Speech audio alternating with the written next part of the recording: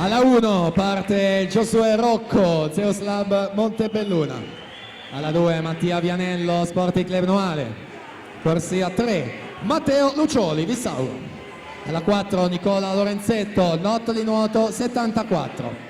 Alla 5 Lorenzo Giuseppe Ciancia, Rarinantes Torino. 6 Filippo Biasin, Hydros. Alla 7 Marco Pizzol, Nottoli Nuoto 74.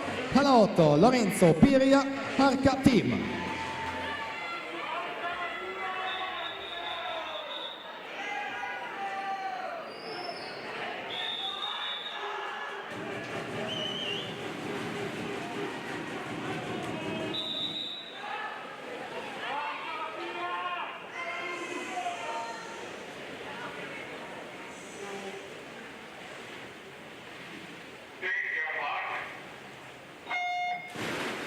Partita la finale junior, record è di Marco Deano, 5-5-5-5.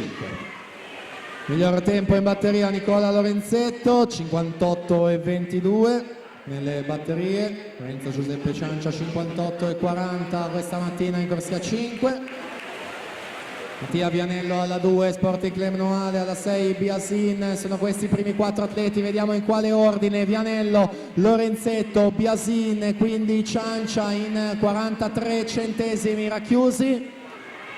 Terzo 25 ancora lassù in corsia numero 2, Vianello che mantiene il comando con Lorenzetto sempre in seconda posizione. Spinta anche l'ultima subacquea per il portacolori dello Sporting Club Noale, che quindi va a fermare per primo il cronometro. 55-85 a soli 30 centesimi dal record che non c'è. C'è comunque la bella vittoria e bella prestazione per lui. Lorenzetto è secondo in 56-28, Biasin terzo in 57-05.